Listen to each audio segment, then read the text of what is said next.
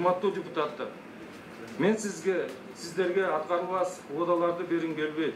Бишкек шаарынын өнүктүрүү программасын мыйзамда белгиленген убакыттын ичинде сиздердин карооңуздарга алып келем.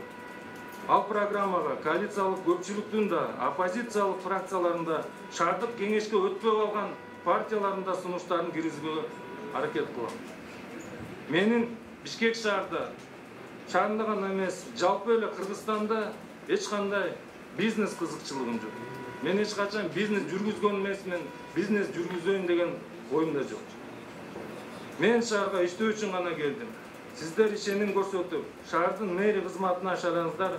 Мен шаардын эли үчүн, борбор шаарыбыздын гүлдөп өнүүсү үчүн күнү түнү иштегенге даярмын. Сөзүмдүн жыйынтыгында бир нерсе кошкум келет. Бул ушу элдин арасында бизде айтылып жүрөт, ырыс алды ынтымак дегенде.